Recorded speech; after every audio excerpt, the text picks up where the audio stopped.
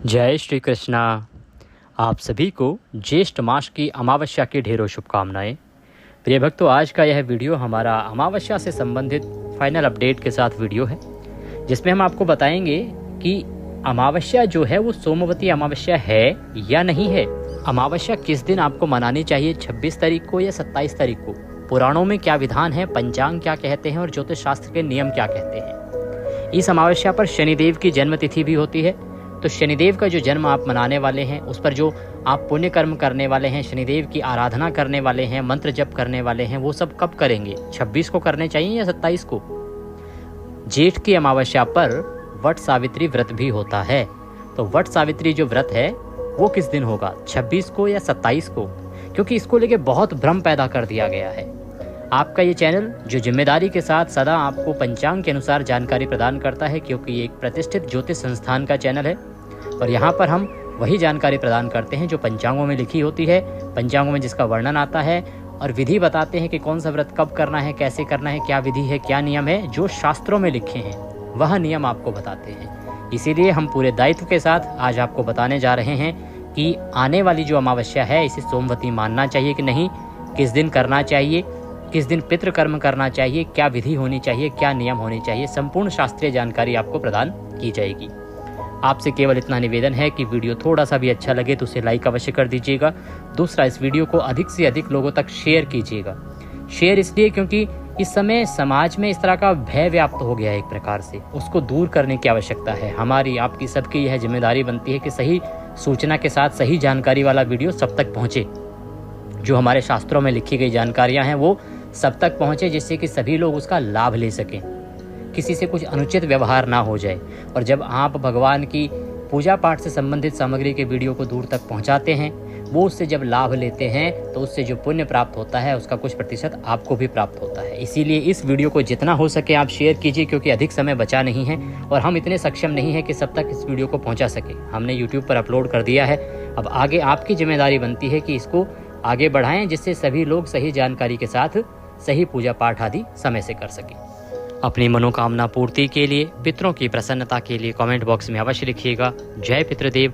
शनिदेव की कृपा प्राप्त करने के लिए जय शनिदेव अवश्य लिखिएगा। शनिदेव की कुदृष्टि से बचने के लिए आपको अवश्य ही उनका जाप करना चाहिए और उनका यह मंत्र लिखना चाहिए। आप देख रहे हैं देवभूमि ज्योतिष संस्थान का प्रतिष्ठित यूट्यूब चैनल देवभूमि धार्मिक। हम यहाँ पर सभी व्रत और त्योहारों की सही शास्त्रीय जानकारी प्रदान करते हैं। इसीलिए अगर सही शास्त्रीय जानकारी प्राप्त करते रहना चाहते हैं तो सब्सक्राइब अवश्य कर लीजिएगा। और जब आप सब्सक्राइब करेंगे ना, तो वहाँ पर एक बेल का निशान बना हुआ आएगा, घंटी का निशान बना हुआ आएगा, उसको अवश्य दबाइएगा। उसको दबाने के बाद ही आपको हमारे वीडियोस मिलने आरंभ होंगे। आइए प्रिय भक्तों, बात करते हैं ज्येष्ठ अमावस्या की। भक्तगणों, ज्येष्ठ अमावस्या जो है ना, ये बहुत ही महत्वपूर्ण तिथि है। कारण ये है कि इस दिन बहुत से कर्म होते हैं, जैसे ये तिथि शनिदेव का जन्म दिवस भी है, ये तिथि वट सावित्री व्रत की तिथि भी है, और ये तिथि आपके पितरों के तर्पण और उनकी मुक्ति के लिए किए जाने वाले कार्यों का भी महत्वपूर्ण दिन है। इसीलिए इस तिथि के बारे में सही प्रकार से जानना आवश्यक है। और मैं पुनः दोहराऊंगा कि अमावस्या वो तिथि होती है जिसे यदि आपने संभाल लिया, अर्थात उस दिन सही सदकर्म आपने कर लिए, तो पूरे महीने आपको कोई दिक्कत परेशानी नहीं होगी। अगर आपने अमावस्या तिथि को संभाल लिया तो आपका जीवन जो है सदा शांति के साथ और खुशियों के साथ व्यतीत होगा। कारण क्या है? कारण है कि ये जो तिथि है ना, ये पितरों को समर्पित तिथि है। पितरों को समर्पित तिथि है, और पितृ जो हैं हमारे किसी भी कार्य के लिए महत्वपूर्ण होते हैं। पितृ ही वो हैं जिनके कारण हमारे जीवन में संकट भी आते हैं और खुशियां भी आती हैं। अगर आपके जीवन में आर्थिक परेशानियां हैं तो पितृ उसका कारण हो सकते हैं। आपकी संतान वृद्धि नहीं हो रही है, आपकी वंश वृद्धि रुक गई है, तो पितृ इसका कारण हो सकते हैं। आपकी नौकरी नहीं लग रही है या रोजगार अनेकों प्रयास करने के बाद भी नहीं मिल पा रहा है, तो ये भी आपके पितरों की नाराजगी का कारण हो सकता है। आपके जीवन के तमाम संकटों से उबारने का एक सरल माध्यम है अमावस्या। अमावस्या पर आपको पितृकर्म अवश्य ही करने चाहिए। अभी हम आरंभ कर रहे हैं पितृकर्म की जानकारी से, उसके बाद हम आपको बताएंगे शनिदेव की पूजा, शनिदेव और शनि उपाय के बारे में। साथ ही बताएंगे सोमवती अमावस्या है या नहीं है तो आपको क्या करने चाहिए और क्या नहीं करने चाहिए, क्यों उसको सोमवती अमावस्या कहा जा रहा है और क्यों वह सही है, क्यों वह गलत है, पंचांग में जो अमावस्या है वो किस दिन की है और किस हिसाब से आपको माननी चाहिए। प्रिय भक्तों, जो पितरों का दिन होता है ना अमावस्या, वो इसलिए है क्योंकि पितृ जो है ना वो हमारे दिन के अनुसार 15 दिन तक सोते हैं और 15 दिन तक जागते हैं, क्योंकि हमारे 15 दिन के बराबर उनका एक दिन होता है और हमारी 15 रात्रि के बराबर उनकी एक रात्रि होती है। तो जो अमावस्या तिथि आती है ना, इस दिन पितरों की सुबह होती है। इस दिन हमारे पितृ जो हैं वो सो के उठते हैं।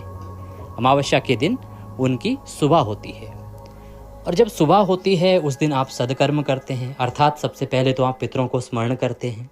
स्मरण करने के बाद, याद करने के बाद जब आप उनके निमित्त दान पुण्य करते हैं, तर्पण करते हैं, गीता जी का पाठ श्रवण करते हैं, उसका फल उन्हें प्रदान करते हैं, अन्न दान करते हैं जो उन्हें प्राप्त होता है, तो इससे वो तृप्त होते हैं, इससे वो प्रसन्न होते हैं। इसको आप इस प्रकार से समझिए कि आप सो के उठें और आपके सो के उठते ही आपको आपके जितने भी प्रिय लोग हैं सब नमस्ते कर रहे हैं, गुड मॉर्निंग कर रहे हैं, आपके लिए अच्छा अच्छा खाने के लिए दे रहे हैं, आपके साथ बहुत ही खुशियों का माहौल उन्होंने बना दिया है, तो आप उनसे कितने प्रसन्न होंगे। और आप इतने प्रसन्न होंगे कि जैसा जैसा वो कहेंगे या जैसी जैसी अगर उनको कोई परेशानी भी होगी ना तो आप उनके साथ खड़े हो जाएंगे। इसीलिए पितरों की सुबह का दिन है। इस दिन आप पितरों को याद कीजिए, पितरों को भोजन कराइए, पितरों को तृप्त कीजिए। पितरों को तृप्त कर देंगे, पितृ आपको तृप्त कर देंगे और वो ऐसा तृप्त करते हैं कि कभी आपको कहीं और जाने की आवश्यकता भी नहीं होती है। भगवान स्वयं कहते हैं कि यदि आपने पितरों को मना लिया, आपके पितृ प्रसन्न हैं, तो देवता सदा आप पर कृपा करेंगे, क्योंकि देव स्वयं कहते हैं कि पहले पितृ पूजा, अगर पितरों को मना लिया तो सब मान जाएगा। इसीलिए आपको पितरों की पूजा करनी चाहिए। अब बात करेंगे कि इस अमावस्या पर आपको करना क्या है पितरों के निमित्त। देखिए, सबसे प्रमुख कर्म तो ये कीजिएगा कि आप इस दिन गंगा स्नान कीजिएगा।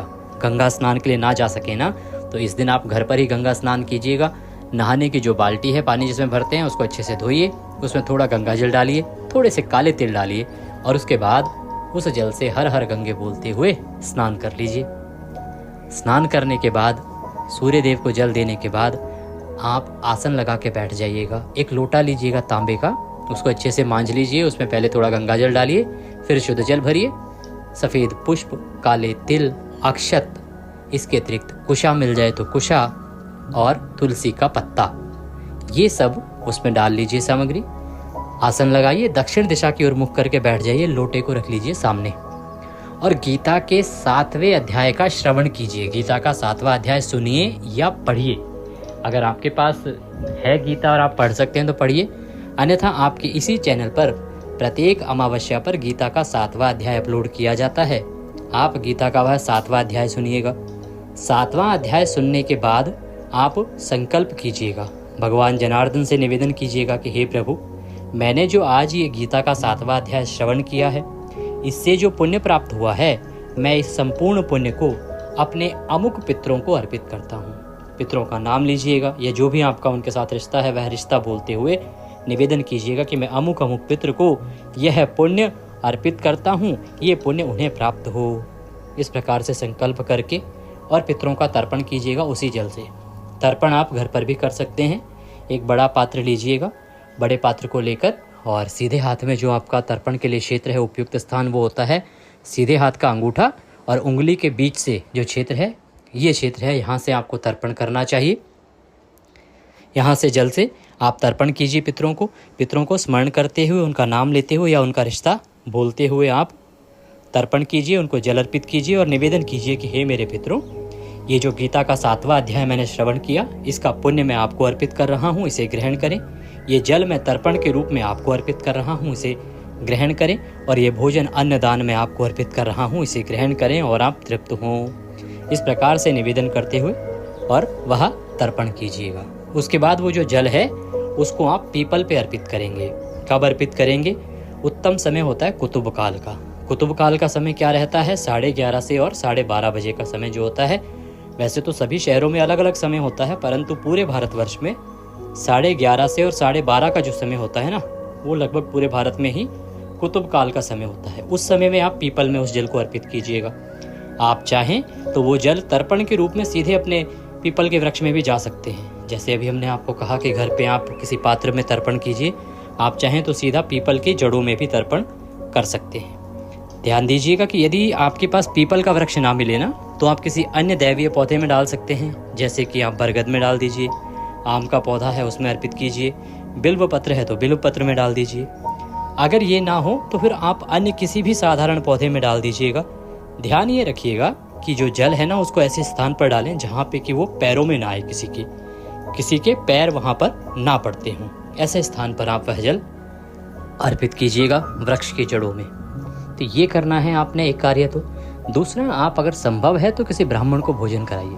ब्राह्मण ब्राह्मणी को जोड़े से बुला सकते हैं, भोजन कराइए, दान दक्षिणा आदि देके उनको विदा कीजिए। भोजन ना करा सकें तो आप भोजन की सामग्री ले लीजिए, थोड़ा सा आटा लीजिए, चावल लीजिए, दाल लीजिए, चीनी लीजिए, दक्षिणा रखिए और वह किसी मंदिर में दे दीजिए या किसी योग्य ब्राह्मण को दीजिए। अगर ये ना दे सकें तो दूध का पैकेट ले लीजिए, दूध के पैकेट के साथ फल ले लीजिए, केले आदि जो भी लेना चाहें, और उसमें दक्षिणा रखिए और दक्षिणा रख के वह किसी मंदिर में या किसी योग्य ब्राह्मण को दान दे दीजिए। ध्यान रखिएगा कि ये जो दान कर रहे हैं ना आप, इसका संकल्प अवश्य कीजिएगा। संकल्प जिस भी किसी पंडित को देंगे आप, वो पंडित जी से बोलिएगा, वो संकल्प कराएंगे। अगर आपको लगता है कि संकल्प नहीं हो पाएगा तो आप घर पर ही ये सामान लाइए और घर पे बैठ के स्वयं भी आप संकल्प कर सकते हैं। संकल्प करने के लिए जो भी आप दान देना चाह रहे हैं उसको सामने रखिए। सामने रखने के बाद अपने सीधे हाथ में जल लीजिए और 1 रुपये का सिक्का दक्षिणा के रूप में कम से कम रखिए। 3 बार बोलिए ओम श्री विष्णु, ओम श्री विष्णु, ओम श्री विष्णु। अपना नाम, अपना गोत्र, जिस स्थान पर बैठकर आप संकल्प कर रहे हैं वहाँ का मकान नंबर, क्षेत्र का नाम, शहर का नाम, ज्येष्ठ मासे अमावस्यायाम पुण्यतिथियो, आयु आरोग्यता प्राप्त्यार्थाय, सुख संपत्ति प्राप्त्यार्थाय, पितृ प्रसन्नार्थाय, पितृ तर्पण निमित्तार्थाय, पितृदेव निमित्तार्थाय, अन्नदानम, फलदानम, दुग्धदानम, वस्त्रदानम, रूप्यकम दानम संकल्पम संकरिष्ये। बोलिए सौ श्री विष्णु शरणौ शरणम प्रपद्ये। और वह जो सामान है उसके चारों तरफ घुमाइए और उस जल को छोड़ दीजिए। इसके बाद आप ये जो सामग्री है, जो सामान है, ये आप किसी भी ब्राह्मण को दे दीजिए, किसी भी योग्य ब्राह्मण को देने के साथ, या फिर किसी मंदिर में दे दीजिए। ध्यान रखिएगा कि इस संकल्प में हमने अन्न भी बोला है, वस्त्र भी बोला है, दूध भी बोला है। तो इनमें से जो जो चीज़ें आप दे रहे हैं केवल वही बोलिएगा। ऐसा ना हो कि आप बोल सब कुछ दें और आप दे रहे हो 2 चीज़। तो जो जो आप चीज़ दे रहे हैं वो बोलिएगा, इसमें बाकी ना बोलिएगा। ये संकल्प करके आपने ये दान देना है। ये कर्म हो गया पितरों के निमित्त, जो कि आपको अमावस्या तिथि पर अवश्य अवश्य अवश्य करना चाहिए। फिर कहूँगा, इस कर्म को कर लीजिए, आपके जीवन के संकट समाप्त हो जाएंगे। अमावस्या तिथि पर एक और कर्म है जिसको आप करना चाहिए, वो है एक छोटा सा हवन। हवन कैसे होगा? हवन केवल 5 मंत्र हैं, उनकी 11-11 आहुति देनी है। कुछ अधिक चाहिए नहीं, थोड़ी सी लकड़ियाँ मिल जाएं, उपले मिल जाए, उपला मिल जाए और सूक्ष्म सा पात्र हो, उसमें आपको हवन करना है। हवन में देखिए, ये हवन किसके लिए है? आप जहाँ रहते हैं ना, वहाँ के एक देवता होते हैं जिनको स्थान देवता बोलते हैं, ग्राम देवता होते हैं, आपके कुल देवता होते हैं, फिर भगवान विष्णु हैं, माता लक्ष्मी हैं। इन 5 के एक मंत्र हैं और उनसे आपने 5-5 या 11-11 आहुति देनी है। इससे क्या होगा कि प्रति अमावस्या पर यदि आप इनको मना लेंगे तो जीवन में और रह क्या गया? जिस स्थान पर रह गए वहाँ के स्थान देवता, जिस ग्राम में है वहाँ के ग्राम देवता, आपके कुल के देवता, और भगवान श्री हरि नारायण जो सब कुछ करता धरता है, और माता लक्ष्मी, इनको मना लीजिए। इनके एक मंत्र की 5-5 आहुतियाँ आपको देनी है और सूक्ष्म हवन जो है ये आपको करना है। इसकी विधि मैंने पहले आपको अपलोड की हुई है, उसको देख लीजिएगा। ना मिले तो आप कमेंट बॉक्स में लिख के पूछ लीजिएगा, मैं आपको अवश्य ही बता दूंगा, क्योंकि यहाँ पर जो जानकारी है वो महत्वपूर्ण है सोमवती अमावस्या के बारे में और अन्य विषयों के बारे में। तो ये होगी जानकारी कि आपको कैसे पितृ पूजा करनी है। अब बात आती है जी कि ये जो अमावस्या है ना, ये शनिदेव की अमावस्या भी है और इस दिन का महत्व इसलिए अधिक है क्योंकि शनिदेव को मनाना इतना आसान नहीं है, साधारण कार्य नहीं है। इसके लिए बहुत परिश्रम करना पड़ता है। परंतु यदि उनके जन्म दिवस के दिन अर्थात इस अमावस्या के दिन आप थोड़ा सा भी सद्कर्म कर लेंगे तो शनिदेव बड़ी आसानी से प्रसन्न हो जाते हैं, क्योंकि जन्म दिवस का जो दिन होता है ना, वो सबको प्रिय होता है। और आप शनिदेव को मना लेंगे तो उसके लाभ ये होंगे कि आपकी कुंडली में यदि वो खराब स्थान पर हैं तो आपको शुभ फल देने लग जाएंगे, और मान लीजिए पहले से ही सही हैं तो वो उत्तम हो जाएंगे, क्योंकि शनिदेव जो हैं कर्म फल दाता हैं, वो आपके कर्म के अनुसार फल देते हैं। वो आपको ऐसा नहीं कि एकदम से बहुत ऊपर पहुंचा देंगे या बहुत नीचे गिरा देंगे, दंड अवश्य देते हैं। तो उनकी दृष्टि, क्योंकि उनकी कुदृष्टि के बारे में लोग जानते हैं, उनकी दृष्टि आपके ऊपर शुभ पड़े, इसके लिए आवश्यक है कि इस तिथि पर आप कुछ कर्म करें। कर्म क्या करेंगे? स्नान आदि करने के बाद आपने शनिदेव को तेल अर्पित करना है। तेल, शनिदेव की जो प्रतिमा होती है ना, उस पर तेल चढ़ाइए। एक कटोरी लीजिएगा। कटोरी किस चीज़ की लेनी है? देखिए, तांबे आदि की लेने की आवश्यकता नहीं है। शनिदेव जो हैं वो लोहे से प्रसन्न होते हैं, उनकी धातु लोहा है, और स्टील जो है ना वो लोहे से ही बना है। इसीलिए स्टील की कटोरी आप लीजिएगा। स्टील की कटोरी में तेल भरिएगा और उस तेल से शनिदेव को अभिषेक कराइए, अर्थात तेल से नहलाइएगा, तेल अर्पित कीजिएगा शनिदेव को। जो तेल लेंगे उसमें थोड़े से काले तिल अवश्य डाल लीजिएगा। ओम शनिदेवाय नमः इस मंत्र से कर सकते हैं, अन्यथा ओम प्राम प्रेम प्रोम सह शनिश्चराय नमः इस मंत्र से कर सकते हैं। उनको तेल अर्पित कीजिएगा। तेल अर्पित करने के साथ आपको इस दिन शनिदेव के निमित्त तेल का दिया जलाना है। तेल का दिया जलाना है। तेल का दिया जो जलाएंगे, अब बहुत सारे लोग सवाल करते हैं गोल बाती वाला, लंबी बाती वाला। देखो साहब, शास्त्रों में ना ये बत्तियों के बारे में नहीं बताया गया है। ये केवल आजकल के कुछ लोगों ने बना दिया है। गोल बत्ती का ये प्रभाव है, लंबी बत्ती का ये प्रभाव है। आपके पास बत्ती होनी चाहिए, श्रद्धा होनी चाहिए, तेल वाला दिया होना चाहिए, और वह आपको अवश्य रूप से प्रज्वलित करना है इस आने वाली अमावस्या पर शनिदेव के निमित्त। बात आती है इस कर्म को करेंगे कहाँ? ये कर्म घर पे नहीं होगा। ये कर्म होगा जहाँ पर शनिदेव की प्रतिमा प्रतिष्ठित हो रखी होगी, वहाँ पे। घर पर ये शनिदेव के कर्म नहीं होते हैं, ये पूजा पाठ नहीं होते हैं, इसका ध्यान रखिएगा। तो ये कर्म आपने करना है शनिदेव के निमित्त। आप यकीन मानिएगा शनिदेव इससे प्रसन्न होंगे और इसका शुभ परिणाम आपको अवश्य ही देखने को मिलेगा। इस दिन आप शनिदेव के निमित्त काले उड़द दान कर सकते हैं, काले वस्त्र दान कर सकते हैं, तेल दान कर सकते हैं। इस दान की महिमा बहुत अधिक है। ये जो अमावस्या तिथि होती है, इस दिन आप जितना दान करेंगे उतना कल्याणकारी है, क्योंकि अमावस्या के दिन दान का फल जो है वो बहुत अधिक होता है। अब बात करते हैं कि इस अमावस्या पर वो कौन से कर्म हैं जो भूल के भी आपको नहीं करने हैं, अन्यथा आपको बहुत ही अशुभ परिणाम देखने को मिल सकते हैं। वो कर्म कौन से हैं जिनसे आपको अवश्य ही बचना चाहिए? सबसे प्रमुख, इस दिन आपको दूसरे का अन्न नहीं खाना चाहिए। दूसरे का अन्न नहीं खाना चाहिए, चाहे वो आपका मित्र ही क्यों ना हो। आप दूसरे का अन्न इस दिन ग्रहण ना करें। पुराण तो यहाँ तक कहते हैं कि यदि आप मंदिर भी जाते हैं ना, तो वहाँ से प्रसाद भी यदि मिलता है तो उसमें भी उसके स्थान पर कुछ ना कुछ वहाँ पे अर्पित करके आइए, कुछ ना कुछ दक्षिणा दे के आइए। उसको भी आप ऐसे ही ना लीजिए। एक कार्य तो ये कीजिए, अन्न जो है दूसरे का क्यों नहीं खाना चाहिए। देखिए, यदि आप इस दिन दूसरे का अन्न खाएंगे तो उससे आपको हानि ये है कि आपका पूरे 1 महीने का जो पुण्य है, आपने जो भी सदकर्म किए होंगे इस 1 महीने में, वो सारे के सारे जो पुण्य हैं वो उस व्यक्ति को चले जाएंगे जिसका आप अन्न ग्रहण कर रहे हैं। और ये शास्त्रीय विधान बता रहा हूँ मैं आपको, इधर उधर की बात नहीं है, ये शास्त्रों में लिखा है। मैं आपको पहले भी बता चुका हूँ। अब बहुत सारे लोग कहते हैं गुरुजी क्या करें, जाना पड़ता है, बहुत सारी जगह खाना पड़ता है। तो देखिए, इससे तो आपको देखना है कि कैसे बचना है। मैं सिर्फ आपको बता सकता हूँ कि क्या करना है और क्या नहीं करना है। हाँ, कुछ स्थान ऐसे हैं जहाँ इसकी छूट है आपको। जैसे अपने माता पिता के यहाँ पे आप खा सकते हैं, अपने ससुराल पक्ष में आप खा सकते हैं। इसके अतिरिक्त अपने भाइयों के घर में आप खा सकते हैं, अपने गुरु के यहाँ पे आप खा सकते हैं। बाकी कोई स्थान नहीं है जो खाने योग्य है। बाकी किसी भी स्थान पर यदि आप खाते हैं तो उसका जो पुण्य है, आपका जो पुण्य है, वो उसको प्राप्त होता ही होता है। इसका ध्यान रखना है कि किसी का अन्न नहीं खाना है। इसीलिए तो अमावस्या पर ब्राह्मणों को जिमाया जाता है ना। कारण क्या है कि भाई ब्राह्मण सदकर्म करते हैं, पुण्य कमाते हैं। अमावस्या के दिन ब्राह्मणों को बुलाइए, उनका जो पुण्य है वो हमें प्राप्त होगा, हमारे पूर्वजों को प्राप्त होगा, हमारे पितरों को प्राप्त होगा, उनकी मुक्ति मिलेगी। यही कारण है जो शास्त्रों में लिखा है कि अमावस्या के दिन ब्राह्मण को भोजन कराना चाहिए, जिससे कि आपको पुण्य प्राप्त हो, जिससे कि आपको सदकर्मों का जो पुण्य है वह प्राप्त हो जाए और आपके पितरों की मुक्ति हो जाए। अब क्योंकि ब्राह्मण का तो ये कर्तव्य है, इसलिए ब्राह्मण भोजन करने आ सकता है। उसमें भी ध्यान देने वाली बात यह है कि आप किसी ऐसे ब्राह्मण को बुलाएं ऐसी अवस्था में जो सदकर्म करता हो। कर्म का बड़ा ध्यान रखिएगा। अगर आप किसी ऐसे ब्राह्मण को बुला लेंगे जो सदकर्म ही नहीं करता है, तो वो आपको पुण्य के स्थान पर अपने पाप दे जाएगा और आपको लाभ के स्थान पर हानि हो जाएगी। तो इसका सदा ध्यान रखिएगा कि आप सही ब्राह्मण को ही बुलाएं जो सदकर्म करता हो, जिससे कि आपको पुण्य प्राप्त हो।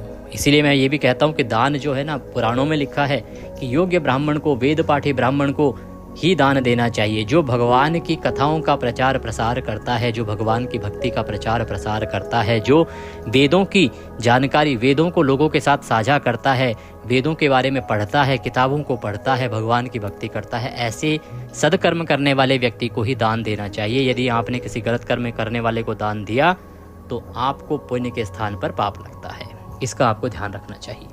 एक और गलती जो सभी लोग करते हैं वो ये कि अमावस्या के दिन आपको किसी भी पेड़ पौधे से पत्ती नहीं तोड़नी चाहिए, फूल नहीं तोड़ने चाहिए, उसकी डंडी आदि कुछ नहीं तोड़ना चाहिए। इसका ध्यान रखना चाहिए। तुलसी माता से भूल के भी पत्ते नहीं उतारने चाहिए अमावस्या के दिन।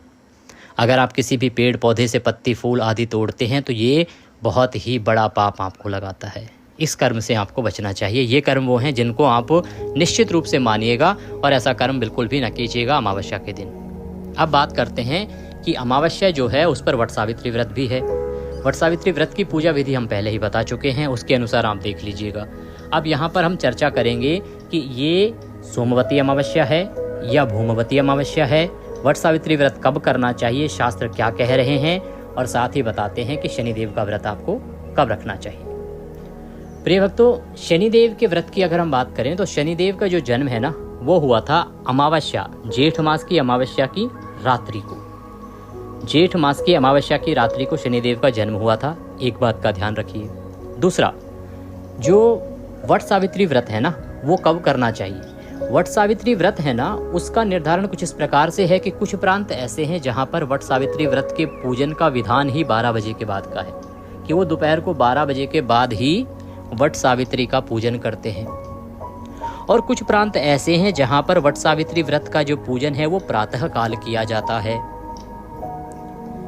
तीसरी बात, सोमवती अमावस्या।